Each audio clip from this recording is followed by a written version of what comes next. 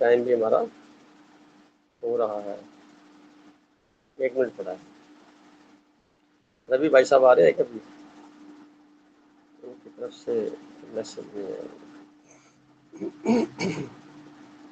आपको याद किया और आप आ गए, क्या बात है।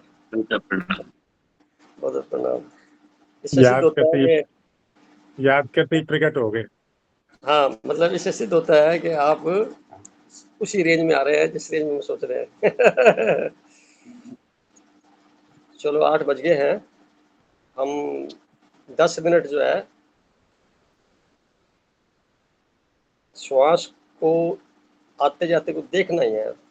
कुछ भी कुछ भी नहीं करना, न करने की स्थिति में आना है और कोशिश करें स्थूल से सूक्ष्म की ओर बढ़ना है। तो स्थूल पहले ठीक रहेगा तो सूक्ष्म ऑटोमेटिकली ठीक हो जाता है। हम नाउ स्टार्ट प्लीज।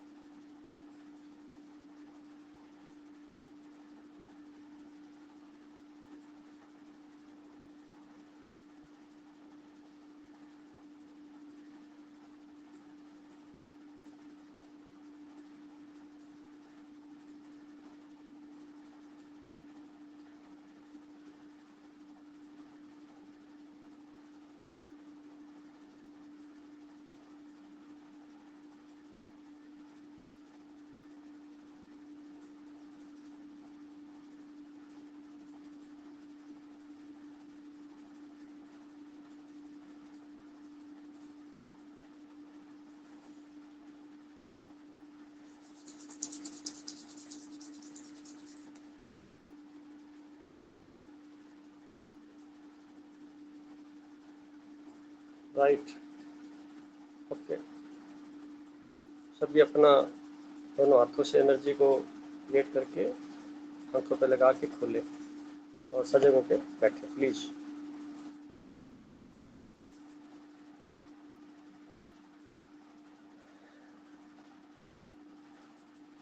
सभी बहन भाइयों का आज के सत्र में विशेष स्वागत है, क्योंकि दूसरे सप्ताह हो रही है, एक सप्ताह बीच में मिस हो गया।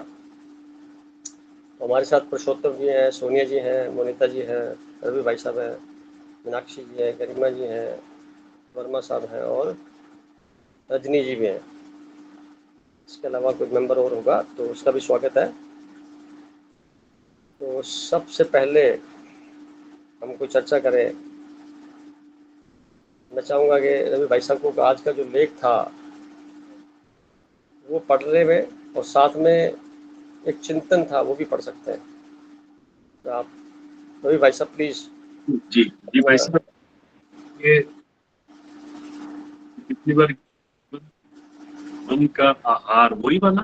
हाँ, मन और आहार तो ये हो गया टॉपिक अपना। दूसरा पिछले सप्ताह मैंने किया था, आज मैंने दोबारा भेजा है सुबह, तो वो जो टॉपिक है वो आप पढ़ सकते हैं। ये तो आ गया हुआ है। हाँ, दोनों जुड़े हुए हैं आपस में, मन के साथ ही आहार जुड़ा हुआ है और ये मन के ऊपर ही कार्रवाई हुई है। आप मेरे से यही चाहते हैं ना, आज का आध्यात्मिक चिंतन जो आज की डेट में हाँ आया? जी, हाँ जी, वो पढ़ लीजिए। जी।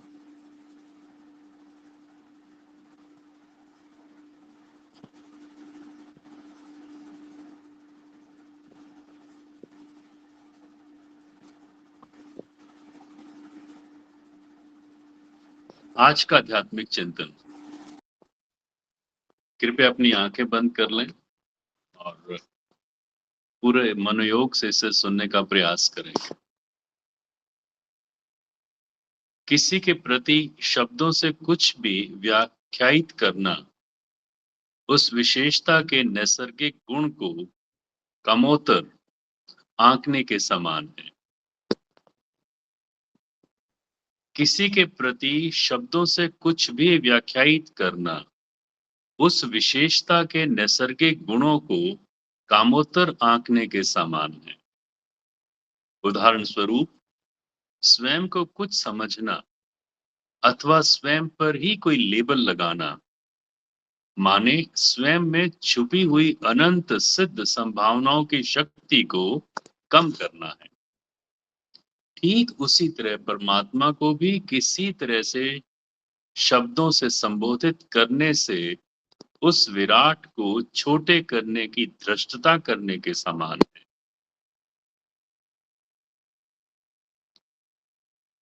इसे हम पुनः पढ़ते हैं। उदाहरण स्वरूप, स्वयं को कुछ समझना अथवा स्वयं पर ही कोई लेबल लगाना माने स्वयं में छुपी हुई अनंत सिद्ध संभावनाओं की शक्ति को कम करना है।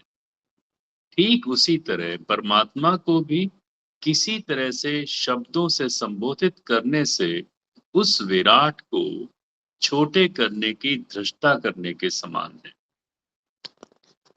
सभी शक्तियों बेनाम हैं। नाम तो मनुष्यों ने अपने विवेक से रखे हुए हैं। जिसको जो अच्छा लगता है वो अपनी सुविधा अनुसार संबोधित कर इतिश्री कर लेता है। वास्तव में तो सभी नाम तो उस बेनाम को याद करने का पर्याय भर होते हैं। वास्तव में सभी नाम तो उस बेनाम को याद करने का पर्याय भर होते हैं। अब जीवन के किसी काल खंड में स्वयं की वास्तविकता का एहसास होता है, तब सिर्फ बेनाम गहन मौन का ही आलम शेष रहता है, जो नैसर्गिक ध्यान का परिणाम सिद्ध है। जब जीवन के किसी काल खंड में स्वयं की वास्तविकता का एहसास होता है, तब सिर्फ और सिर्फ बेनाम गहन मौन का ही आलम शेष रहता है, जो नैसर्गिक ध्यान का परिणाम सिद्ध है। दूसरे शब्दों में, निश्चल बहती हुई ऊर्जा के बहाव को रोककर विभिन्न परतों से स्वयं को ढक लेने का कार्य अनजाने ही होता जाता है। जैसे जन्म उपरांत परिवार की परत, जाति विशेष की परत, एक्वायर्ड डिग्री की परत, पद प्रतिष्ठा की परत, जीवन शैली की परत, खान पान की परत, सुंदर शरीर की परत, वाणी की परत, सामाजिक हैसियत की परत, आर्थिक हैसियत की परत, धर्म विशेष की परत और राजनीतिक परत इत्यादि इत्यादि। गौर से महसूस करने पर समस्त परतों का आधार सूक्ष्म अहंकार होता है। सूक्ष्म अहंकार होता है जिसकी स्वयं में कोई परत नहीं होती, जो अस्थायी होता है और चिरस्थायी ऊर्जा का विकृत रूप होता है। कारण परम ऊर्जा का बहाव अधोगमन होता है, तब ये नामांकरण होते हैं। विशुद्ध ऊर्जा का कोई भी नाम उसे अपनी विराट ब्रह्मांडीय गुण को कमजोर शब्दों से व्याख्यायित नहीं कर सकते। विशुद्ध ऊर्जा का कोई नाम उसकी विराट ब्रह्मांडीय गुण को कमजोर शब्दों से व्याख्यायित नहीं कर सकते। जैसे ही ध्यान रूपी मशाल को प्रज्वलित करते हैं तो यही अंधकार रूपी अहंकार तत्क्षण सभी अज्ञानता की परतों को जलाकर खाक हो जाता है और शेष रहता है सिर्फ और सिर्फ स्वच्छंद, स्वतंत्र, निश्चल, विराट ब्रह्मांडीय ऊर्जा का अनंत बहाव जो स्वयं में ही स्थित है। निर्जीव शब्दों पर ध्यान देने से वे सजीव हो जाते हैं और उच्चारित शब्दों में समाहित सूक्ष्म भावनाएं, इच्छाएं इत्यादि की गुणवत्ता के अनुरूप उसी परिणाम से तरंगित ब्रह्मांडीय ऊर्जा भी प्रत्यक्ष अथवा अप्रत्यक्ष परिणाम देने में सक्षम है। पुनः निर्जीव शब्दों पर ध्यान देने से वो सजीव हो जाते हैं और उच्चारित शब्दों में समाहित सूक्ष्म भावनाएं, इच्छाएं इत्यादि की गुणवत्ता के अनुरूप उसी परिणाम से तरंगित ब्रह्मांडीय ऊर्जा भी प्रत्यक्ष अथवा अप्रत्यक्ष परिणाम देने में सक्षम है। अतः ध्यान सदैव नैसर्गिक बहाव के अनुरूप होने से परिणाम भी नैसर्गिकता में प्राप्त होते हैं। अतः ध्यान सदैव नैसर्गिक बहाव के अनुरूप होने से परिणाम भी नैसर्गिकता में प्राप्त होते हैं। शब्द ही सब कुछ नहीं होते, वरन उसमें समाहित भाव ही अपना वर्चस्व परिणाम देते हैं। शब्दों से प्रभावित होने के परिदृश्य में मानसिक पटल पर उकेरित भावनाएं सर्वोपरि होती हैं। शब्दों से प्रभावित होने के परिदृश्य में मानसिक पटल पर उकेरित भावनाएं सर्वोपरि होती हैं, जो नैसर्गिकता परिचायक है।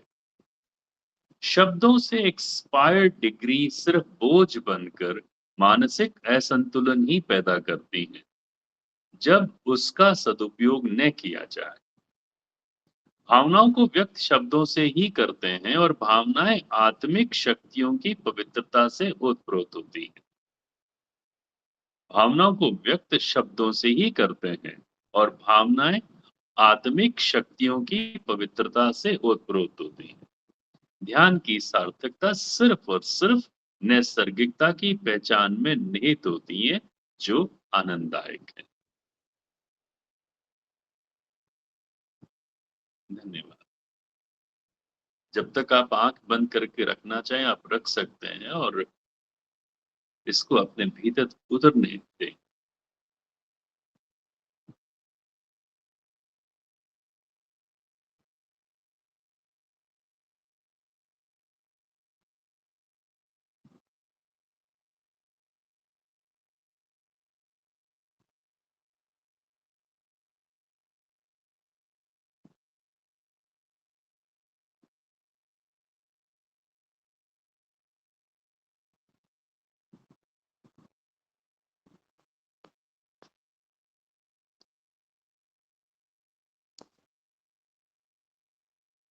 जी, धन्यवाद सर।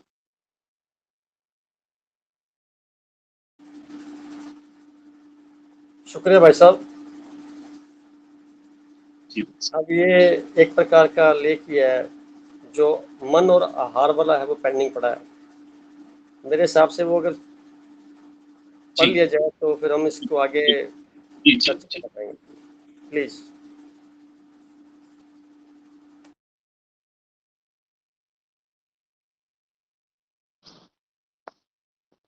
मन और आहार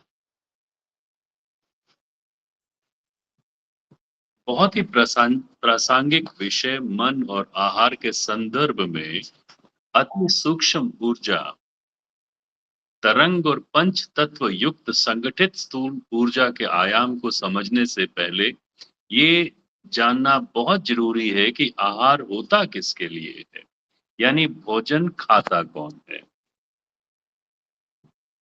अपने आप को अपने भीतर से फिर कनेक्ट करें।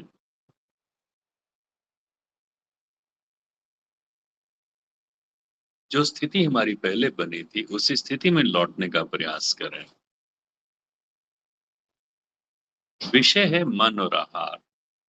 बहुत ही प्रासंगिक विषय मन और आहार के संदर्भ में अति सूक्ष्म ऊर्जा तरंग और पंच तत्व युक्त संगठित स्थूल ऊर्जा के आयाम को समझने से पहले ये जानना बहुत जरूरी है कि आहार होता किसके लिए, यानी भोजन खाता कौन है।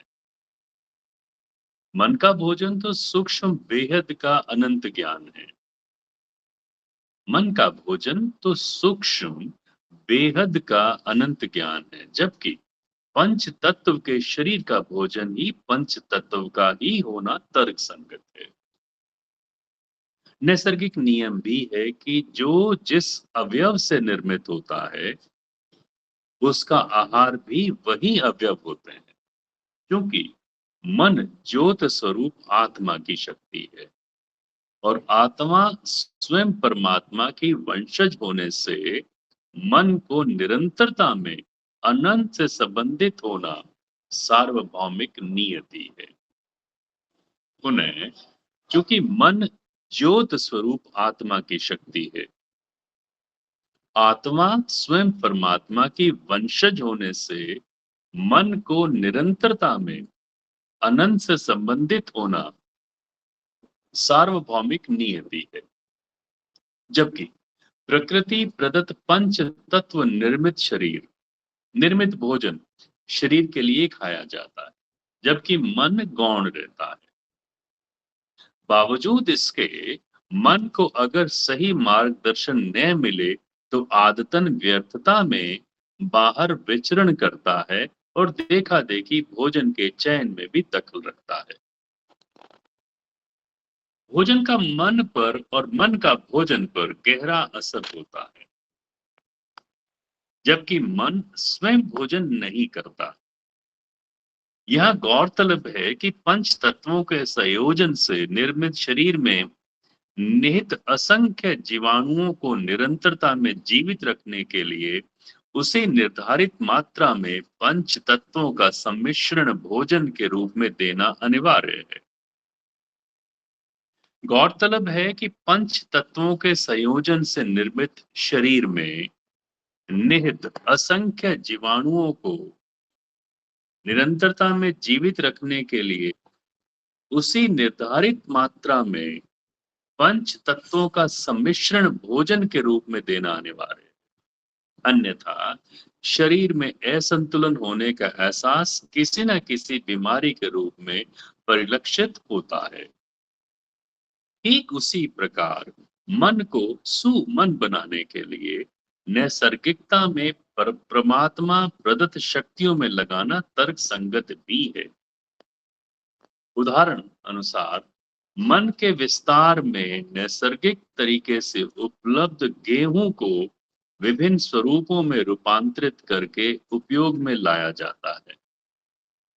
उदाहरण स्वरूप मन के विस्तार में नैसर्गिक तरीके से उपलब्ध गेहूं को विभिन्न स्वरूपों में रूपांतरित करके उपयोग में लाया जाता है, जो शक्ति युक्त शुद्ध ज्वारे से लेकर अशक्त अशुद्ध तले हुए मसालेदार व्यंजन बनाने के सफर तक मन का जबरदस्त आचरण अपना रोल बखूबी निभाता है, जो स्वाद के नाम पर असंख्य सूक्ष्म जीवों को मारकर, काटकर, जलाकर, भूनकर, तलकर जीवाणुओं के आहार स्वरूप सेवन किया जाता है। इस उम्मीद से खाया गया भोजन शरीर की शक्ति के लिए फायदेमंद है, जबकि होता ठीक इसके विपरीत है। इसी क्रम में विभिन्न स्वरूपों में विभिन्नता लिए आहार को सेवन करने से पूर्व अंतःकरण की आवाज से पहले निर्धारित करें कि खाना क्या है और कितना खाना है। जबकि आंखों द्वारा देखने से, दूसरों को खाता देखने से, सुनने से, सूंघने से, स्पर्श करने से प्रभावित होकर खाया गया भोजन विकारजन्य हो सकता है। दूसरा पहलू, भोजन बनाने से लेकर परोसने तक में प्रयुक्त मानवीय ऊर्जा का स्तर अपना महत्वपूर्ण योगदान निभाता है। कोई वास्तु विशेष किसी के लिए बहुत प्रिय होती है, कोई वस्तु विशेष किसी के लिए बहुत प्रिय होती है, जो दूसरों के लिए तुच्छ हो सकती है। निर्भर करता है मन की स्थिति पर, यानी मन भोजन के चयन में सर्वाधिक जीवंतता का रोल अदा करता है। मन की स्थिति पर, यानी मन भोजन के चयन में सर्वाधिक जीवंतता का रोल अदा करता है। साधारणतः नैसर्गिक शुद्ध सात्विक भोजन, जहां शारीरिक जीवाणुओं के लिए जीवनदायिनी होता है और मन की पवित्रता को समझने का पैमाना होता है, वहीं अशक्त, अशुद्ध, अपक्ष भोजन जीवाणुओं के प्रति अत्याचार साबित होता है। परिणाम आसानी से समझे जा सकते हैं।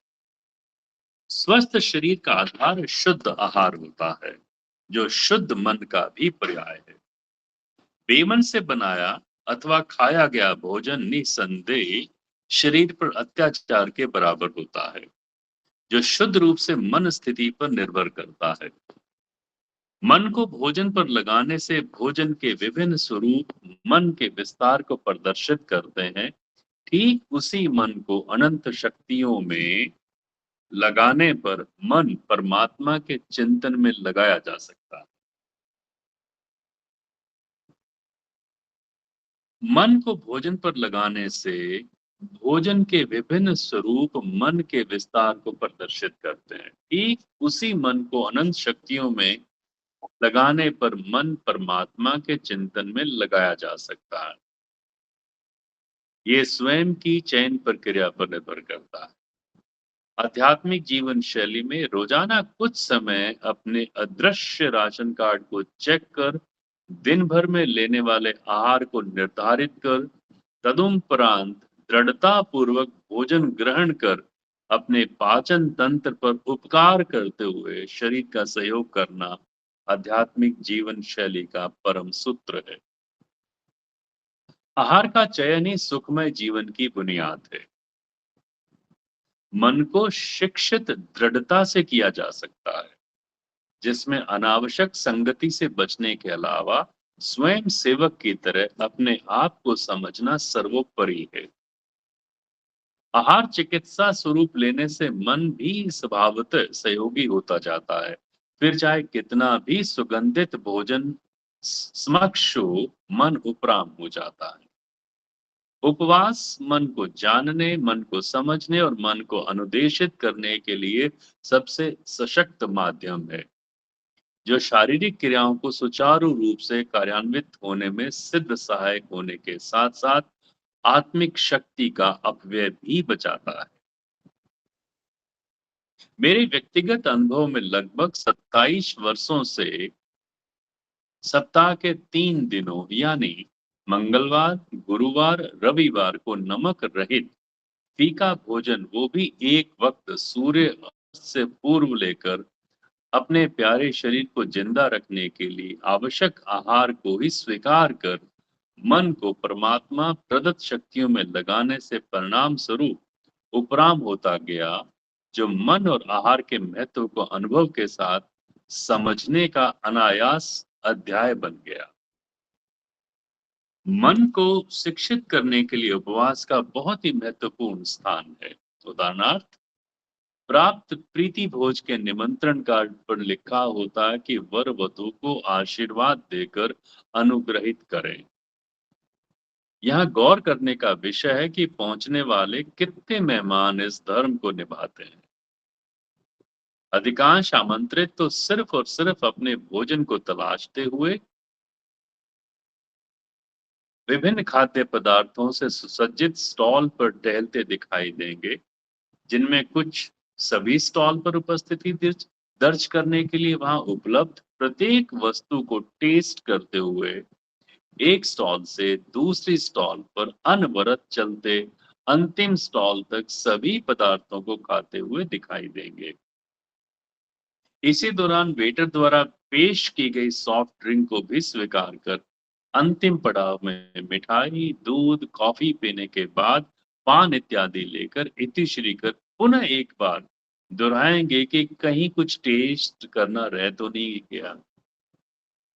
कुछ लोग स्टॉल से आग्रहवश खाकर सीधे भोजन की स्टॉल पर पहुंचते हैं। भरपेट खाने के बाद उपलब्ध मिठाइयों का भी सेवन करते हैं। कुछ लोग सिर्फ नमकीन या मीठा खाकर भरपूर हो जाते हैं, जबकि कुछ लोग सामान्यतः कुछ दूरी पर अलग से विभिन्न स्वरूपों की मदिरा से सुसज्जित स्टॉल पर अपना हक शान से जमाते हुए दिखाई देते हैं और लंबी पारी के बाद परोसे हुए मरे पशु पक्षियों को व्यवस्थागत तरीके से खाकर तृप्त होते हैं। और कुछ लोग सामान्यतः देखकर पूछकर चयनित भोजन लेते हैं। उपरोक्त सभी वर्गों के अलावा चुनिंदा लोग पंडाल में मौजूद सभी लोगों से दुआ सलाम कर वर वधु को आशीर्वाद देकर असली मकसद पूरा कर रुखसत हो जाते हैं। अगली सुबह सभी अपने अपने स्वभावतः आचरण से प्रतिक्रिया स्वरूप अपने अनुभवों को साझा करते हैं और अधिकांशतः पसंदीदा आहार को भरपूर खाने से पेट में उत्पन्न वातावरण को शिकायतवश व्यक्त करते हैं। सोचने का विषय है कि आयोजक ने तो सभी आमंत्रित मेहमानों के लिए पसंदीदा भोजन के समान अवसर दिए थे, जबकि अधिकांशतः स्वास्थ्य संबंधी परिणाम प्रतिकूलता लिए प्राप्त हुए। कारण मन को दृढ़ता की शक्ति के अभाव में बेलगाम विचरण करने देने का अनजाने में संस्कारित स्वभाव होता है। ठीक इसी तरह सभी आत्मा अपने मूल वतन से सुंदर धरती पर उपहार स्वरूप बेशकीमती शरीर धारण कर बाहुल्य में प्रकृति प्रदत्त विभिन्न स्वरूपों में उपलब्ध पौष्टिक आहार को पसंदीदा विकृत तरीके से ग्रहण कर शरीर पर अत्याचार करते हैं और समय पूर्व भी सांसारिक यात्रा अधूरी छोड़ कर पुनः जन्मते रहते हैं। पुनः कारण मन की दृढ़ता की शक्ति के अभाव में बेलगाम विचरण करने देने का अनजाने में संस्कारित स्वभाव होता है। ठीक इसी तरह सभी आत्मा अपने मूल वतन से सुंदर धरती पर उपहार स्वरूप बेशकीमती शरीर धारण कर बाहुल्य में प्रकृति प्रदत्त विभिन्न स्वरूपों में उपलब्ध पौष्टिक आहार को पसंदीदा विकृत तरीके से ग्रहण कर शरीर पर अत्याचार करते हैं। परिणाम स्वरूप समय पूर्व ही सांसारिक यात्रा अधूरी छोड़कर पुनः जन्मते रहते हैं। उपरोक्त उदाहरण से स्पष्ट है कि शुद्ध भोजन ही शरीर की आवश्यकता है और शुद्ध मन से शुद्ध अमृतमय भोजन करना अथवा विपरीत अशुद्धियों में स्वयं को शिकायत करता बनना सिर्फ और सिर्फ स्वयं का ही चयन है।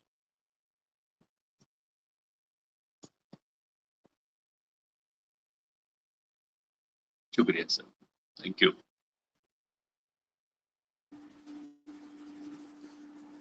रवि भाई साहब का बहुत तहे दिल से शुक्रिया, बहुत प्यारे ढंग से और बहुत ही सुंदर वाणी से आनंददायक स्थिति पैदा कर दी है आपने इसको पढ़ने के बाद। मुझे लगता है 3 साल पहले की घटनाएं सब याद हो गई, पुराना लेख है ये, तो आपकी वाणी ने उसको जीवंत कर दिया। ये सबूत है, जो पहला टॉपिक पढ़ा था, शब्दों में हम अपनी आत्मिक शक्ति को लगाते हैं तो वो चार्ज होकर के एक्टिवेट हो जाते हैं, वरना उसमें कोई ताकत नहीं है। जिस प्रकार पत्त बोतल में बंद है, वो निर्जीव है, जैसे ही हम उसको पानी मिक्स करके यूज करते हैं और पीते हैं और उसका असर हम फील करते हैं, तो सजीवता का परिणाम हो जाता है। जौहरी के पास तरह तरह के रत्न हैं,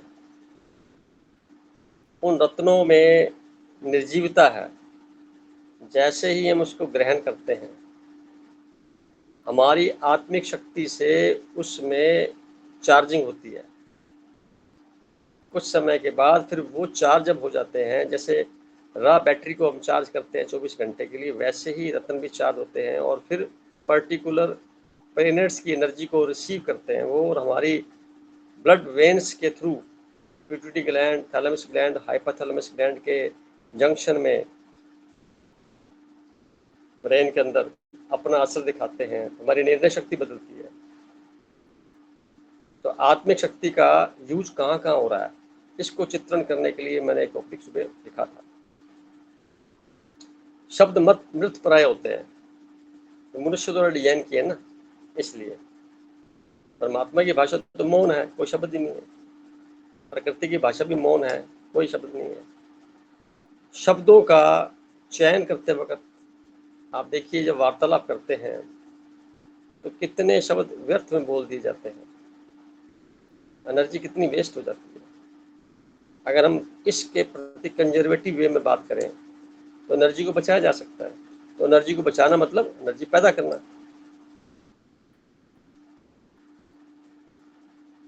इसी प्रकार सारी पुस्तकें जितनी भी हैं, उनमें जो शब्द लिखे गए हैं निर्जीव हैं, उनमें कोई ताकत नहीं है।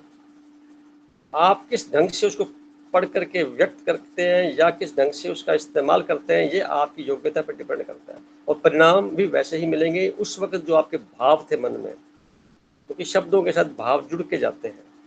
शब्द तो एक ही होता है, उसको कई ढंग से बोला जाता है, व्यक्त किया जाता है, इस्तेमाल किया जाता है। तो भाव, आपका इंटेंशन बिहाइंड, मोटो बिहाइंड, वो काम करता है। सामने वाले को आप पिंच भी कर सकते हैं, परेशान कर सकते हैं उस शब्द से, और उस शब्द से आप खुश भी कर सकते हैं।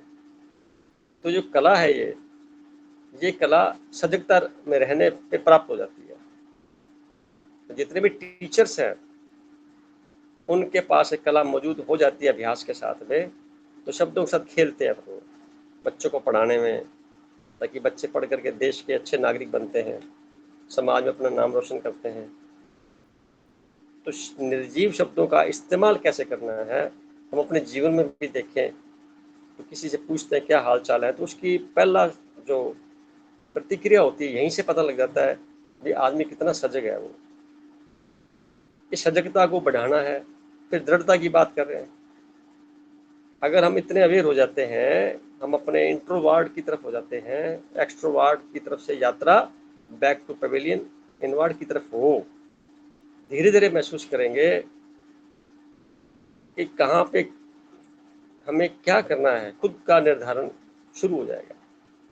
परिणाम उसका इतना सार्थक होगा कि अगर हम तरह तरह की जगह पे केंद्र बने हुए हैं, ये छोड़ दो, ये खा लो, ये कर लो, वो कर लो, ये एडवाइस दे लो, जरूरत ही नहीं है, क्योंकि आत्मिक शक्ति इतनी स्ट्रांग है कि हमें बाहरी किसी प्रकार के सुझाव की भी आवश्यकता नहीं रह जाती।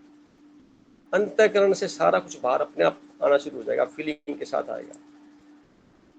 और जैसे ही आपको एक बार टेस्ट आ गया ना कि मुझे अंतःकरण से चल के बाहर जाना है, तो आप अपने गुरु खुद बन जाएंगे, अपना दीपक खुद जला लेंगे। अपो दीपो भव, महात्मा बुद्ध का एक संदेश था। दूसरों की लाइट कब तक लेके चलेंगे?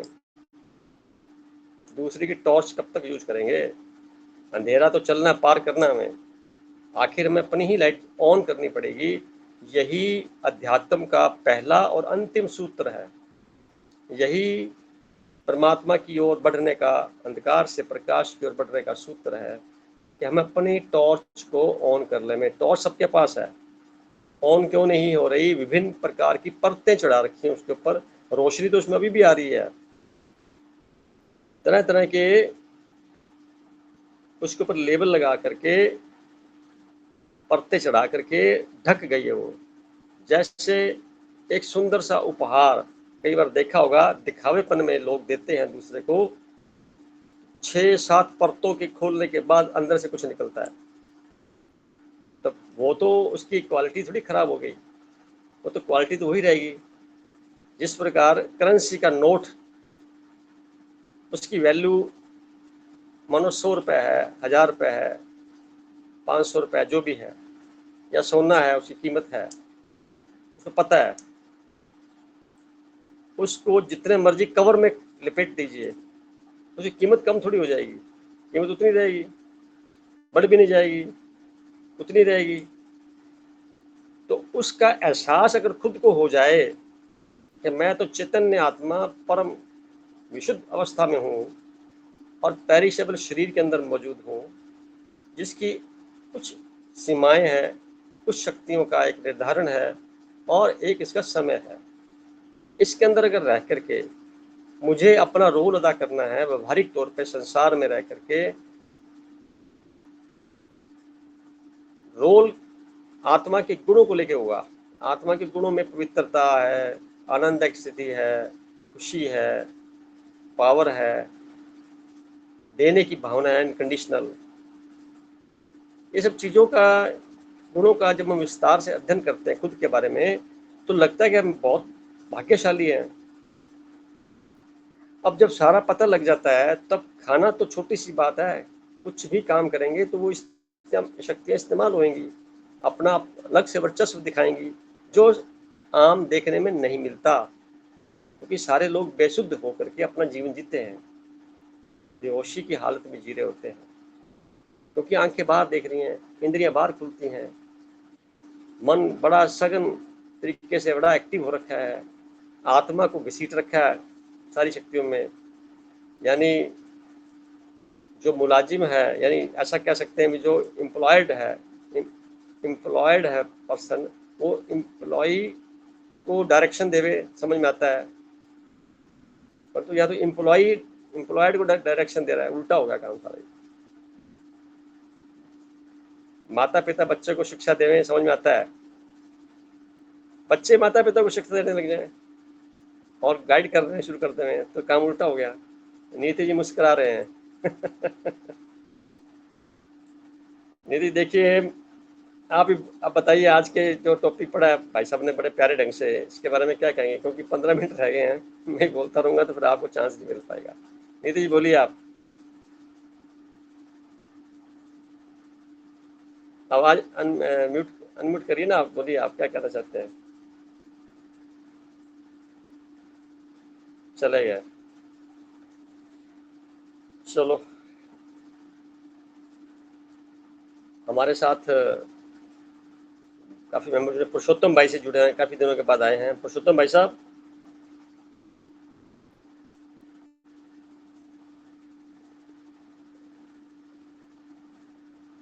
पुरुषोत्तम जी, आप अपनी बात रखिए। क्या सुना आपने आज और क्या महसूस किया?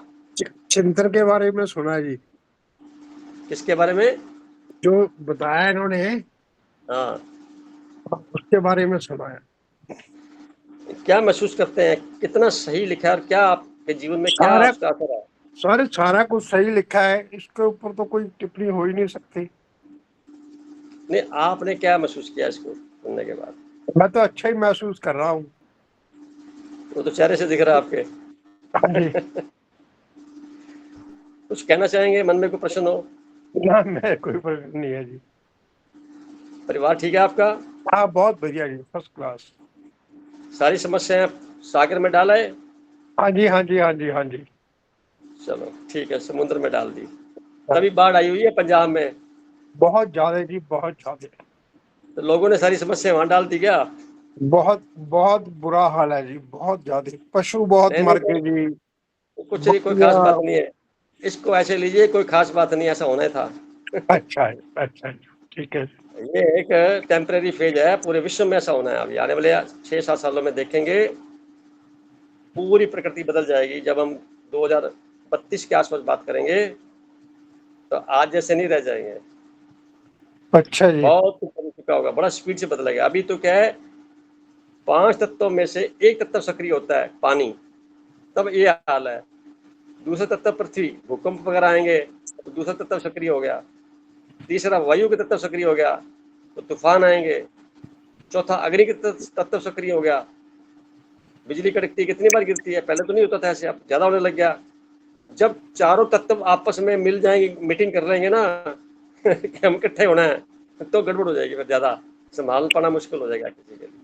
तो अच्छा जी। हमें ये चेतावनी है इस बात की, कोशिश करें मन को जबरदस्ती शरीर छुड़वा ले कोई हमारे से, उससे पहले पहले शरीर को परमात्मा के कार्यों में लगा लेना चाहिए। यानी मन को अमन सुमन बना करके शरीर शमशान घाट जाए या जबरदस्ती कोई बाढ़ में बह जाए या किसी प्रकार से उसका मिसयूज हो जाए, उससे बेहतर उसका इस्तेमाल करना है परमात्मा की याद में, अपने आप को ध्यान साधना में लगा के कुछ समय बिल्कुल अनटच्ड रहना है बाहरी वातावरण से। तभी आपका सक्षम हो पाएंगे कि ये जो है खेल था सारा पूरा हो रहा है धीरे धीरे। ये सब हो रहा है, धीरे धीरे हो रहा है, आपके बस में नहीं है, मनुष्य के बस में नहीं रह गया है। नीति बहन जी आप बोलिए, आप चले गए थे बीच में। Sorry sir, sorry. नमस्ते जी, सभी को नमस्ते। मैं बहुत, मुझे बहुत आप बोल रहे तो ट्रू है, ट्रू है बस इसके लिए मुझे आप बोल रहे थे ना बच्चों लोगों के बारे में, वही ट्रू है, वो वही है true thank you, thank you. अभी भाई साहब ने हाथ रेज किया, हैंड रेज किया, बताए भाई साहब क्या कहना चाहते हैं? हाँ, नमस्कार भाई साहब। स्वागत ये है आपका। मन और भोजन पे जो आपने लेख लिखा ना, इसको मैंने सुना। ये तो सच है कि भाई भोजन मन को प्रभावित करता है और मन से जो तो भोजन को प्रभावित करता है। इसमें एक मेरे मन में बात आ रही थी कि जैसे जब बच्चा गर्भ काल में माँ के गर्भ में होता है तो माँ जैसे विचार और भोजन करती है उससे बच्चे का मन भी और शरीर दोनों ही बनते हैं। सही कह रहे हैं। उसके बाद जब वो बच्चा जन्म लेता है तो उसको कुछ पता नहीं होता। तो आने वाले 2-3 साल भी विशेष तौर पे जो माँ खिलाती है वही बच्चा खाता है। ठीक है सही ना? है। तो इस ये जो चीजें हैं इनका मेरे ख्याल से जन्म भर इनका कुछ असर रहता है। ये मैं अपने अनुभव से रहता कह है। रहा हूँ कि जैसे जो हमारी माता जी खिलाती थी वो आज भी मेरे को खाना वही ज्यादा पसंद है। ठीक है, ठीक है ना? और फिर नेचुरली उस चीज का असर तो फिर मन पे पड़ता ही है। तो माता का रोल जो इसके बारे में मैं जानना चाह रहा हूँ कि भाई मन का भोजन पे, भोजन का मन पे तो है, लेकिन इसमें माता का कितना रोल है उसके बारे में भी आप कुछ कहें तो और थोड़ा सा इसमें स्पष्ट हो बहुत सही जाएगा। कह दिया आपने। आपने सुना होगा कि बच्चे के प्रेगनेंसी के टाइम पे हर बुजुर्ग व्यक्ति, माता पिता जो भी है, अपनी बहू को, प्रेग्नेंट लेडी को बोलते हैं, बेटा आप धार्मिक पुस्तकें पढ़ें, कोई प्रवचन सुने, अच्छी अच्छी तस्वीरों के साथ में अपने आप को कल्पना में लाएं, या पाठ पूजा करें, या कोई ऐसे अनुष्ठान करें, अच्छे विचार रखें, अच्छा भोजन पौष्टिक खाएं।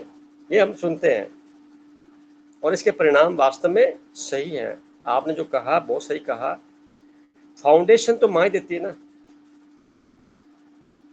बच्चा जब थोड़ा सा शुरू में होता है तो उसको जिस प्रकार के भोजन की आवश्यकता है, तो पहले तो माता के खुद के द्वारा उत्सर्जित जो दूध होता है उसको पीते हैं, जो उसके लिए एंटीबायोटिक्स का और उसके इम्यून सिस्टम को स्ट्रॉन्ग करने का प्रकृति द्वारा सुंदर भोजन पहले से उसके लिए तैयार मिलता है। इससे एक बात समझ में ये भी आती है कि दुनिया में कोई भी व्यक्ति जन्म लेता है, कीट पतंगा हो चाहे पशु पक्षी हो चाहे कोई हो, उसके लिए निर्धारित भोजन की मात्रा, उसको जिंदा रखने के लिए प्रकृति ने पहले से ही व्यवस्था की हुई है, यानी स्वागत के साथ उसका भरपूर इस्तेमाल करने के लिए स्वतंत्रता दी हुई है। अब आप देखिए, यहाँ से अगर बात समझ में आ जाए हमारे को, तो क्या खिलाया जाए, खिलाने के पीछे क्या भाव है। देखो, खिलाना इतना इम्पोर्टेंट नहीं है, उसके पीछे भाव क्या है। खाना तो जो जीव अंदर शरीर में असंख्य कॉलोनियों के अंदर पूरी पूरी फ्लैट्स में पता नहीं क्या क्या भरा पड़ा है, पूरा शरीर सारा का सारा जीवाणुओं से और कीटाणुओं के संबंध अलग अलग कॉलोनियों के माध्यम से है, दोनों तरफ से।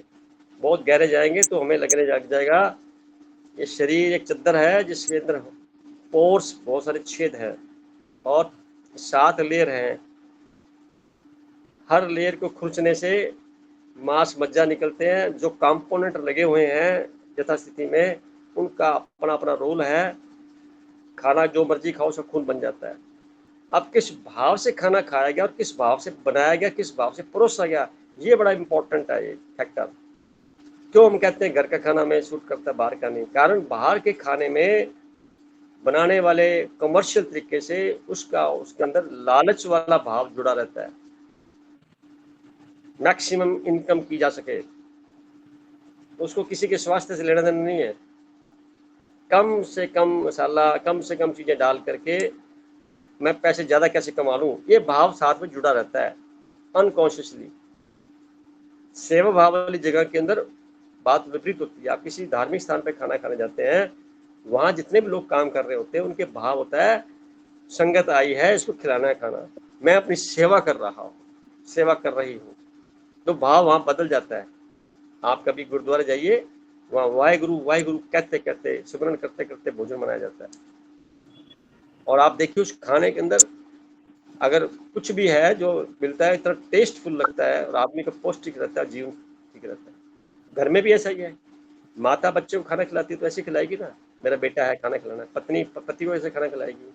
परंतु परिस्थितियों में ये बदलाव आता है। आपका जो प्रश्न है बचपन से जुड़ा हुआ, तो प्रारंभिक अवस्था में वर्ग विशेष में हम जब रहते हैं, कुछ सात्विक लोग हैं, कुछ अपने अपने स्टाइल से खाना खिलाते हैं बच्चों को, तो जो खिला रहे होते हैं वो उसकी फाउंडेशन बन जाता है। इसको ऐसे समझें, जब सुबह उठते हैं हम तो पहले 10 मिनट में जो हम सोचते हैं करते हैं, वो एक प्रकार से फाउंडेशन 24 घंटे के लिए बनता है। उसी पे हमारी इमारत खड़ी होती है दिन भर की। तो जो शुरू से खाया जाएगा वो इमारत बनती है हमारे पूरे शरीर जीवन काल की। अब दूध के अलावा फिर पशुओं का दूध पीना शुरू कर देते हैं। प्रकृति से लेना क्या कुछ होता है, पर आज की डेट में देखें, अधिकांश चीजें जो खाई जाती है वो मैन मेड होती हैं, जो सारी की सारी एसिडिक फॉर्म के अंदर होती हैं। और सारी बीमारियां एसिडिक माहौल में पैदा होती हैं। अल्कलाइन माहौल में कोई बीमारी पैदा नहीं होती। अगर शरीर की पीएच वैल्यू 7 होती है, बैलेंस, एसिडिक माहौल के द्वारा, जैसे गेहूं के ज्वारे खाइए, गेहूं चापता उबाल के खाइए, और इसके अलावा जब इसको तरह तरह के इसको विकृत करके स्वादिष्ट व्यंजन बना लेते हैं, मन के विकृत अवस्था का परिणाम है, उससे एसिडिक बन जाता है ये।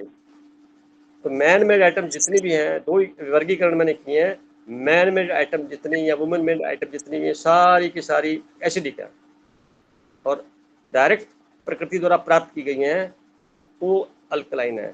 अब दोनों को कॉम्बिनेशन में 7 पीएच वैल्यू में रखना होता है, तो हमारा शरीर क्षारीय होना चाहिए। एक बीमारी भी नहीं आएगी, एक बीमारी भी पैदा नहीं हो सकती।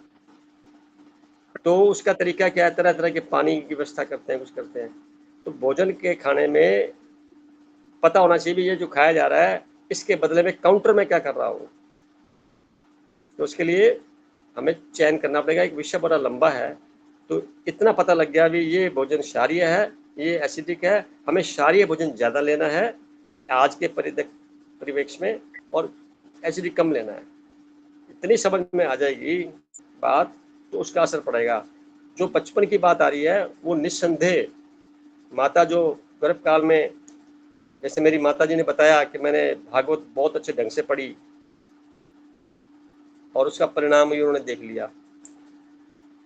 आप भी ऐसा कभी देखेंगे तो एक एक शब्दों को जब आप गौर से पढ़ेंगे, जीवन में उतारेंगे, तो शब्द तो मृतप्राय है, निर्जीव है, तो उसका जब पढ़ने के बाद असर पड़ेगा शरीर पे, तो बच्चे के ऊपर भी नेचुरल पड़ेगा ही। खाने पीने का तो पड़ेगा ही पड़ेगा, जो भाव भंगीनामय और साथ में उस वक्त के विचार आएंगे, उसका जबरदस्त असर उसके मानसिक पटल, उससे उसका मन तैयार हो जाएगा। वो मन जो तैयार होगा, जब बाहर आएगा, तो उस वक्त वो मन की अवस्था में जो उसके सुषुप्त अवस्था में सुने गए शब्द थे, वो एक्टिवेट हो जाएंगे वातावरण मिलने पर। घर का वातावरण वैसे मिलेगा तो हो जाएंगे, अगर वातावरण दूसरे में चला गया तो वो बची लुप्त प्राय हो जाएगी। तो पहले 6 से 7 साल का जो समय होता है बच्चे का, वो अपने पिता के कर्मों का परिणाम भुगत रहा होता है।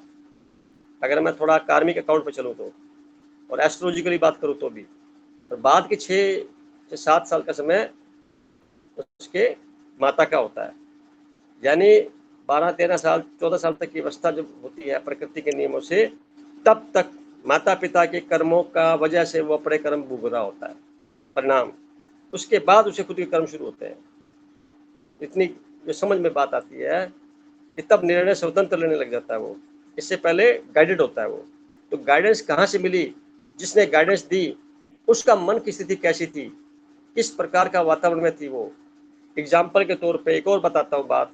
छोटा बच्चा 2 साल 1.5 साल का 3 साल का होता है, तो कुछ गिरता है बार बार, गिरने से माता जाने अनजाने में उसको चुप कराने के लिए किसी चीज़ पे, जैसे टेबल पे थपथपाएगी कि इस टेबल ने तेरे को मारा, इस दरवाजे ने तेरे को मारा, इस कुर्सी ने तेरे को मारा, उसको थपथपाएगी। तो उसके अंदर एक विचार बैठेगा कि मैं जब गिरा, मेरी गलती तो है ही नहीं, टेबल की गलती है, कुर्सी की गलती है, दरवाजे की गलती है, किसी और की गलती है। वो अंदर इतना पेट कर जाएगा कि बुढ़ापे तक दूसरों की गलतियां ढूंढता रहेगा, क्योंकि माता जी ने जाने अनजाने में बोला उसको। अगर उसकी जगह पे ये बोला जाता, कोई बात नहीं बेटा, खड़ा हो, तू सीधा चल, ढंग से इधर से चल ले, उधर से चल ले, ऐसे चल ले, गाइडेंस देने का तरीका, तो बच्चे के मन में रहेगा गलती तो मेरी थी, मैं सुधर गया, बस खत्म, मैंने अपना रास्ता बदल दिया। यकीनन देखिए आप, ऐसा ही होता है। माता जी के पास जितना होता है वो देगी बेचारी, उसके पास जो कुछ सीखा उसने, इतना कितना उसके पास आध्यात्मिक नॉलेज आ जाए तो बात दूसरी हो जाएगी। नहीं तो अधिकांशतः गलतियां दूसरों की ढूंढी जाती हैं। अपनी गलती देखने के लिए बहुत बड़ा साहस चाहिए, और गलती अगर ढूंढ ली जाए तो सुधार करने का जज्बा भी वहीं से पैदा होगा। और ये कहाँ से आएगा? आपकी दृढ़ता से। जब दृढ़ता कहाँ से पैदा होगी? आप जो वैल्यू बेस्ड लाइफ को जीने का प्रयास करेंगे। तो निसंदेह भोजन का बड़ा असर पड़ता है, आज ही पड़ता है, पहले ही पड़ता था। तो आज से निर्णय ले लें भोजन में क्या खाना है। अपनी अदृश्य राशन कार्ड को चेक कर रहे हैं, कितना बकाया रह गया राशन जो धरती पे खा के जाना है हमें, कौन कौन सा खाना है, क्या क्या नहीं खाना है। मैं तो रोज देखता हूँ, और पिछले 30-35 सालों से देख रहा हूँ मुझे क्या खाना है क्या नहीं खाना, बस वहीं पे स्टिक हो जाता हूँ। ये लेना नहीं लेना, इतना ही खाना है। उसका परिणाम मैं खुद अपने आप को अच्छा आनंदित फील करता हूँ, और मैं ये संदेश देना चाहता हूँ, खाना ज़्यादा खाने से या तरह तरह खाने से कुछ फर्क नहीं पड़ने वाला। आप देखिए इस मेरे शरीर पे जा रहा है, तो खाना खाने से पहले भी आप भाव दीजिए उसको। चलो खाना होटल से भी आ गया तो रख करके 1 मिनट के लिए, 10 सेकंड के लिए, 15 सेकंड के लिए उस मनी मन आई एम प्योर सोल, उस भोजन के साथ में आप वार्तालाप करिए। आई एम प्योर सोल, मैं एक पवित्र विशुद्ध आत्मा हूँ, और ये जो भोजन है मेरे शरीर के लिए बना है, शरीर में जाएगा तो ये भी अपनी पवित्रता का असर दिखाएगा, क्योंकि आपकी तरंगें आंखों से उस भोजन में जा रही हैं, आत्मिक शक्ति वहाँ पे जा रही है। तो आपको भाव होना चाहिए आई एम प्योर सोल। पानी पीते वक्त भी तो पानी में वो भाव घुल जाएगा, चाय में वो भाव घुल जाएगा। निस्संदेह वो आपको फायदा करेगा, नुकसान नहीं करेगा। यानी एसिडिक भोजन को भी आपने अपने भावों से, अपनी आत्मिक ऊर्जा से उसको कन्वर्ट करने की शक्ति रखते हैं, क्योंकि आप प्रकृति के सुपर मॉडल हैं, बदल सकते हैं। इतनी ऊर्जा, इतनी शक्ति अब मौजूद है हमारे पास, हम सोए हुए मानो अज्ञानतावश उसका इस्तेमाल नहीं करते। तो भाई साहब समझ में आ गई बात, कुछ और पूछना चाहेंगे? एक एक चीज और, जो दूसरा विषय आपने आज का लिखा था ना, आध्यात्मिक चिंतन, इसमें नाम के ऊपर आपने कहा था कि हम्म, परमात्मा तो इतने बड़े हैं कि उनको नाम देंगे तो छोटे हो जाते हैं। हम्म, संपूर्णता में तो देखना संभव है नहीं हर इंसान के लिए। और जब हम्म, शुरुआत करते हैं तब तो हम कुछ बहुत हल्के हल्के छोटे छोटे रूप देख पाते हैं, तो कुछ तो नाम हम्म, उनको रखना ही पड़ेगा। अब जैसे हम्म, अब अगर आप थोड़ा माइथोलॉजी में भी जाएं, तो हम्म, अभी तक जितने अवतार हुए हैं भगवान के, उन्होंने हर एक हम्म, में अलग अलग कलाओं का प्रदर्शन किया, तो उसी के अनुरूप उनके नाम रखे गए। वो नाम लेते ही वो सब गुण सामने आ जाते हैं। तो हम्म, इसलिए नाम लेना तो आवश्यक हो जाता है। ये आपकी बात बिल्कुल मैं समझ गया कि जैसे बताया भी, नाम में शक्ति आ जाती है। अब जैसे राम का नाम है, तो हम्म, नाम तो राम रखा गया उनके उन गुणों के लिए, हम्म, लेकिन वो नाम लेते एक तो उनके सामने, हमारे सामने या किसी के भी सामने राम के समस्त जो उनकी मर्यादा और गुण एकदम समझ में आ जाते हैं। और आहिस्ता हम्म, आहिस्ता राम का नाम राम से बड़ा होगा, तो वो इतना शक्तिशाली होगा कि उनसे भी ज्यादा शक्तिशाली माना जाता है आज के टाइम में। तो वो तो आपकी बात हम्म, बिल्कुल ठीक है कि निर्जीव निर्जीव भी सजीव हो जाता है, शक्तिशाली हो जाता है। लेकिन किसी नाम से तो पुकारना जरूरी है, क्योंकि संपूर्णता में हम देख नहीं पाते। जितना देख पाते हैं उतना छोटा सा नाम तो रखना ही पड़ता है। तो ये मैं इसको ऐसे कहूंगा, बिगिनर्स के लिए ये सब सही है। आप बिल्कुल ठीक है, बंदे समझ बिगनर्स। में आ हाँ, गई। अब ये देखो, ध्यान के मार्ग से पहले सारा जायज है ये। मैं एक नई बात और बताता हूँ, बड़ा मजा आएगा। ध्यान की प्रक्रिया में जब आ गए, तो ये मार्ग आपको कुछ और जगह ले जाएगा कहीं पे। तो आपको लगेगा ये जो नाम रखे गए हैं, छोटे नाम रखे गए हैं, वो तो बहुत बड़ा है नाम से। तो मेरा भाव करने का ये है, तो उसको महसूस करने लग जाएंगे तो बेनाम हो जाएंगे खुद ही। तीसरी बिल्कुल मैं बात एक और सहमत है। हूँ। मैं सहमत हूँ, इस हाँ। बात को समझ गया। मैं तो सिर्फ क्या है कि आपने टॉपिक लिखा तो उसमें मेरे मन में जो बात आई वो मैंने सिर्फ आपसे शेयर की। ये तो बिल्कुल बहुत। सच है। अब हम खुद ही महसूस करते हैं कि भाई ये तो नाम है, एक ही अलग अलग स्वरूपों के नाम है। तो ये हाँ, नाम तो अपने आप में वो संपूर्णता ला ही नहीं सकता, संभव ही नहीं है। देखो मैं जिस रेंज में बात कर रहा हूँ, हम जब जिस रेंज में ऊंचे उठ रहे हैं, मेरा पूरा विश्वास है पिछले 4.5 सालों की यात्रा में हमारी जो आत्मिक शक्ति थी, जो दबी हुई थी कई तरह की परतों में, वो खुल खुल करके ऊपर उठ रही है। मैं ऐसा मानता हूँ, बड़े दृढ़ता के साथ ऐसा समझता हूँ, आप लोगों के अंदर देख भी रहा हूँ। अगर आप अपने में रखते हैं विश्वास तो बात रही, तो धीरे धीरे करके जब एनर्जी उठेगी तो परतें हटती चली जाएंगी। तो जो रह जाएगा लास्ट में, आपको एक छोटी सी मैं और बात बता देता हूँ। आप मान के चलो भी, आप 100 किलोमीटर के ऊपर बैठे हैं पृथ्वी से, किसी हेलीकॉप्टर में बैठे हैं और नीचे देख रहे हैं, तो आपने देखा होगा नीचे बादल विचरण कर रहे हैं बहुत सारे, रुके हुए नहीं है, वो चल रहे हैं इधर से उधर, इधर से उधर।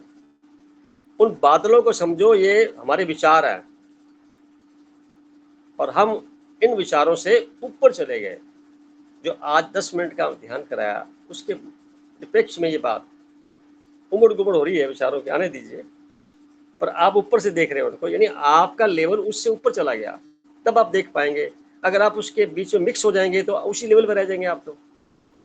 आप सही कह रहे हैं। जैसे अभी हम पृथ्वी पे हैं तो हम कैसे ना दिल्ली में सूरतगढ़ ऐसे नाम लेते हैं, लेकिन जब हम ऊपर जाते हैं तब तो हम पृथ्वी बोलते हैं ना। तब तो हम उसको हाँ, सूरतगढ़ नहीं बोलते हैं। तो जैसे ऊंचाई आती जाएंगी तो अपने आप ही चीजें ना, जो इतनी विशाल हो छोटी हो जाएंगी।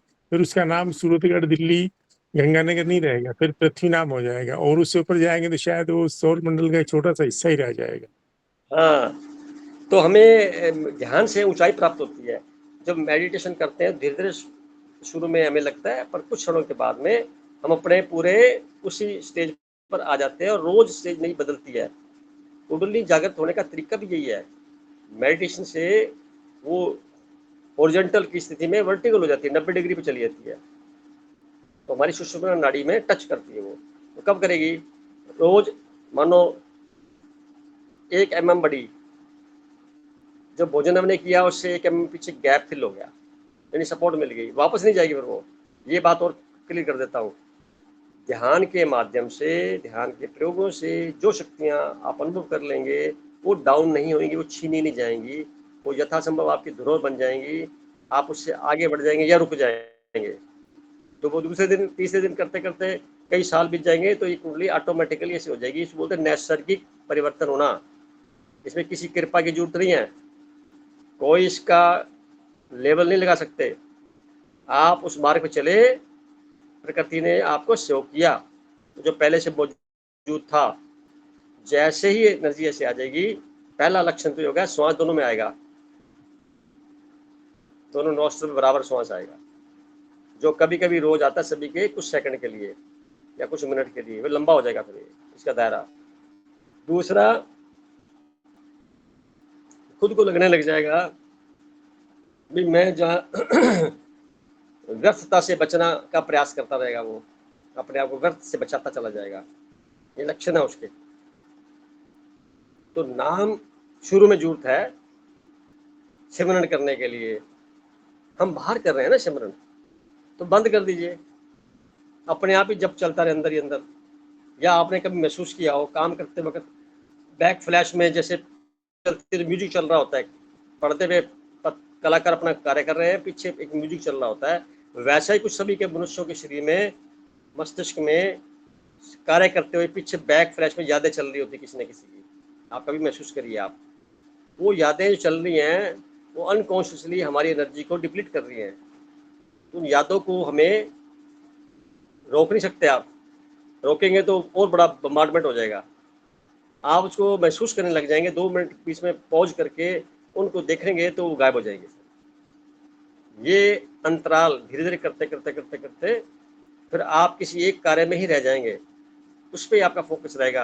यानी आपकी कंसंट्रेशन का हाई डिग्री पे होना भी उसी का परिणाम है। ज़्यादातर लोग जो है, जो संस्थान बने हुए हैं ध्यान के माध्यम से, वो लोगों को कंसंट्रेशन बढ़ाने की टेक्निक सिखाते हैं। ध्यान वाला जो मैटर है तो निजी, एक्सक्लूसिवली ऑन, खुद की यात्रा है, इसमें सहयोगी नहीं होते। ये आपको खुद को ही आगे बढ़ना होगा। मदद मिलेगी उनकी सैटेलाइट की, जो मेडिटेशन सिखाते हैं, वो सैटेलाइट का काम करेंगे। उपग्रह तो आप ही को बनना पड़ेगा। और जिस दिन ये कला खुद को पता लग गई किसी क्षण विशेष में, you are the luckiest person on this world, परमात्मा तुरंत प्रभाव से खींच लेगा, उसकी शक्तियाँ खींच लेंगे उसको प्रभाव से। फिर वो जिसको बोलते हैं ना, एक कदम चलो 1000 चलने होते हैं, तो एक आपने चला था 1000 वो खींच लेगी वो। उसके बाद आप वापस बैक गियर नहीं लगा सकते माय डियर। आपका रूपांतरण हो गया एनर्जी का।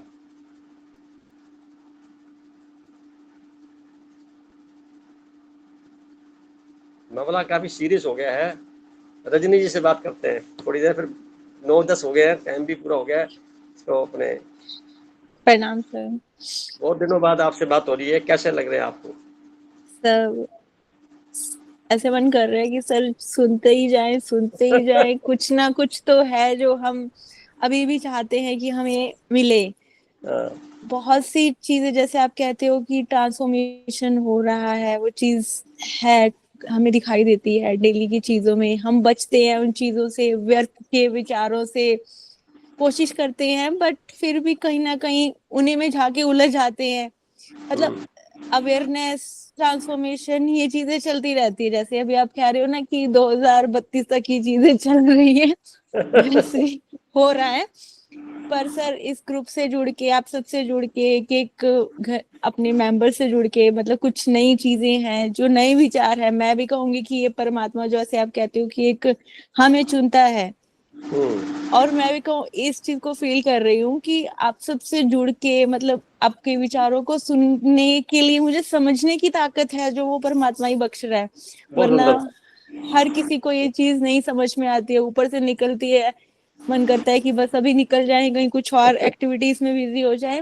पर सर अभी ऐसे ही मन कर रहा था, जैसे नीति दीदी, पुरुषोत्तम भैया और महावीर भैया के जैसे डिस्कशन होते हैं कि लगता है कि आप करते ही जाओ, हम सुनते ही जाए। जैसे वो बच्चे होते हैं ना कि हम कोई देख रहे हैं, चीजें फील कर रहे हैं, फिर उसके बाद में क्वेश्चन उठते हैं मन में।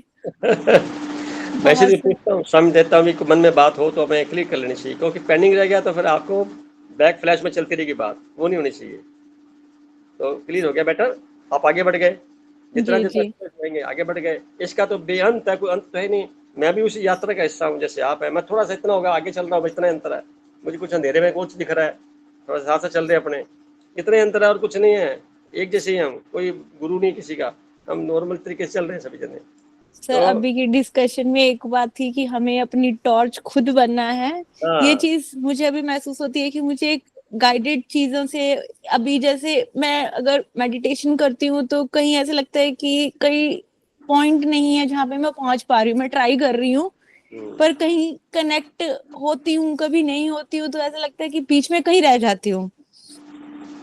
तो वो टॉर्च जैसे आप बोल रहे हैं ना, हमें अपनी टॉर्च खुद बनना है, वो चीज वास्तव में मुझे फील हो रही है कि हाँ नहीं, ये चीज मेरे लिए है कि मुझे खुद करनी है ये चीजें। जब मैं खुद सजग होंगी तभी मेरे अंदर से वो परमात्मा की कृपा होगी। मुझे किसी के ऊपर डिपेंडेंट नहीं करना है, मतलब बहुत हम सुंदर, बाहरी चीजों के लिए डिपेंडेंट नहीं रह रहे हैं इन बहुत चीजों सुंदर। पे। और ये जो है आंतरिक ना, चीज, देखिए, ये कि ना विरल यात्रा है जिसमें कोई की जगह पहुंचता नहीं है। कुछ लोग बोलते हैं परमात्मा को पाना, परमात्मा को पाने की चीज है, उसको तो महसूस करिए आप। परमात्मा कोई छोटा सा कोई बाउंड्री है इसको पार करना है, लग मंजिल है, कुछ नहीं है। आप चलते जाइए, अनंत यात्राओं का हिस्सा है, और बहुत यानी बेहद की यात्रा बोलूंगा मैं, हद की नहीं है। ये बाउंड्री है, ये मेरी मंजिल है, मैं यहाँ प्राप्त कर गया, मैंने ये प्राप्त कर लिया। जैसे ही लाइन बोलते हैं हम लोग छोटे हो जाते हैं या उसको छोटा कर देते हैं। मैं डाल तो देते हैं। उसको समझने के लिए एक मछली जो है पूरे सागर को कैसे समझ सकती है? हाँ, उसको इतना पता लग जाए कि सागर जो है मैं उसका हिस्सा हूं, मैं उसके अंदर मैं हूं, वो मेरे अंदर है अलग बात है, मैं उसके अंदर हूं। अहंकार सारा खत्म हो गया। अहंकार तो लेके चलते हैं, मैं ये और मैं वो और मैं ये, सारे टेम्परेरी है। यही तो सूक्ष्म मन है जो उसको परेशान करता है, मेरे को ऐसा और वैसा। समाज में एडजस्ट नहीं कर सकते। रजनी जी, मैं बता दूंगा आपको, जैसे से आप इस फील्ड में बढ़ेंगे आप अलग हो जाएंगे। आप बीच में भीड़ में बैठे होंगे, आप अलग नजर आएंगे, क्योंकि आपके मुख से शब्द निकलेंगे नहीं वो जो वो लोग बोल रहे हैं। आप उनको सुन के भी अनसुना कर देंगे, यार पता नहीं क्या बोल रहे हैं, तो ये भाषा मेरी है ही नहीं, ये कौन सी भाषा बोल रहे हैं, ये कहाँ उलझे पड़े हैं। तरस आएगा आपको, करुणा बहेगी, ये पहचान हो जाएगी कि आप उनसे ऊपर उठ गए हैं। अपने आप को चेक करने का तरीका भी यही है, भाव में नहीं बहना।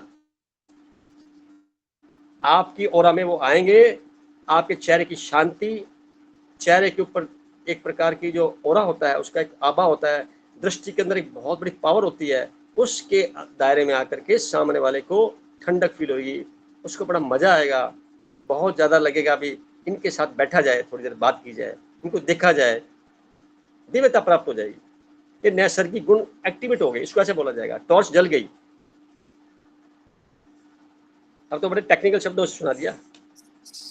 सही, अभी आपने बोला ना, भैया ने भी बोला अभी कि शब्दों में, नाम में बहुत ताकत है, हाँ, पर तो हम चार्ज करना है, लोग, चार्जिंग देनी है। जी जी जी, पर हम लोग इतने अभी भी अज्ञानी समझते हैं कि हम सब जानते हैं कि ये चीजें नहीं करनी है, बट फिर भी हम उस नेगेटिव इन्वायरमेंट में जा करना वो चीजें करने लग जाते हैं कि गलत नाम को पावर देने लग जाते हैं।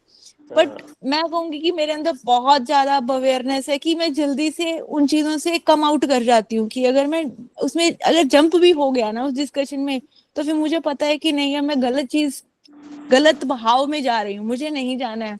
तो वहां पे मैं पॉज करने की कोशिश करती हूँ जहां पे भी चीज चल रही है, या खुद बाहर निकलती हूँ। अब मैं कहूंगी कि मेरे अंदर अवेयरनेस है कि ये चीज, पहले मैं अज्ञान थी, मतलब अंधेरे में चल रही थी। अब अंधेरी में तो नहीं कहूंगी, रोशनी आ रही है जा रही है, मैं ऐसे बोल रही हूँ इसको। आप बहुत सुंदर है ये जागना, इसी को बोलते हैं जागना, जब जागो तब सवेरा, इसी को बोलते हैं जागना, इसी को बोलते हैं जागरण। ये है आध्यात्मिक जागरण। वो जागरण नहीं रात भर गीत गाते हैं और फिर उठते हैं सुबह पता नहीं क्या खाते पीते। जागरण ये जिसके अपने आप को जगाना। मन की यात्रा एकांत में होती है, परमात्मा को याद करना एकांत में होता है, अपने आप को याद करना एकांत में होता है, सार्वजनिक नहीं होता। सार्वजनिक तो सिर्फ दिखावा रह जाता है, चार लोग और बेचारे परेशान होंगे इस आवाज से, तो पता नहीं है ना लोगों को। पर जिस दिन पता लग जाएगा शांत होकर बैठ जाएंगे, बिल्कुल मौन में चले जाएंगे। तो आज का विषय बड़ा इम्पोर्टेंट था और सबने इंटरेस्ट सुना। लंबी यात्रा हो रही है, 9:17 हो गए हैं, और मैं सिर्फ 2-3 मिनट और दूंगा किसको, गरिमा जी को। ये कुछ भी कहें तो ठीक, नहीं तो फिर अपने माइंड अप करते हैं।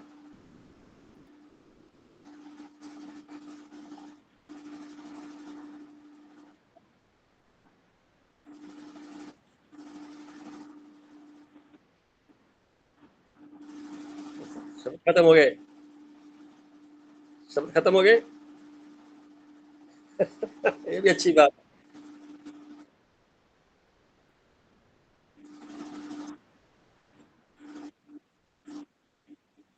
बहुत सुंदर बात है।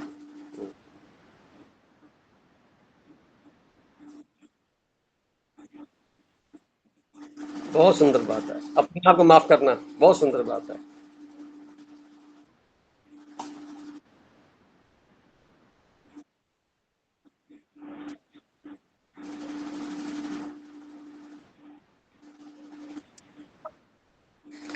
आपकी जो मनोदशा है, समझ में आता है कि शब्द खत्म हो कब लगते हैं, जब आदमी शब्दों से पार चला जाता है या उस तरफ बढ़ रहा होता है। तो पहली पहचान ये भी है, शब्द ही गायब हो जाएंगे, बोलने नहीं चाहेंगे, क्या बोलेंगे उसके, शब्द छोड़ कर देंगे। हाँ, झूठ भी नहीं है, साइलेंस, मौन। ओके, तो आज की इस मीटिंग को हम चाहेंगे कि काफ़ी समय हो गया है, अगली बार फिर कुछ नए टॉपिक से लेके आएंगे। मेरी दुआएं हैं, अपनी अपनी टॉर्च, एक नया टॉपिक मिल गया है, इसको आप संभाल के रखिए, जगाइए, और इस टॉर्च के साथ में अपने आप को देखिए, दूसरे आपको देखेंगे, तो ध्यान आपका स्वयं पे होगा। स्वयं के साथ बैठिए, स्वयं के लिए खाना पीना खाइए, स्वयं के लिए अपनी एनर्जी को लगाइए। इसमें थोड़े अगर आप स्वार्थी भी बनते हैं तो बुरी बात नहीं है। संसार को समय दीजिए, संसार के कार्य करिए, परंतु कुछ समय अपने लिए भी निकालिए, अपने पास, अपने लिए। शुभकामनाएं वंस अगेन सभी को। छाया जी का भी स्वागत है, अगली बार बात करेंगे, और जितने लोग मेंबर हो रहे हैं उन सबका भी स्वागत करते हुए धन्यवाद के साथ बहुत बहुत शुक्रिया। सभी को प्रणाम। सभी को प्रणाम।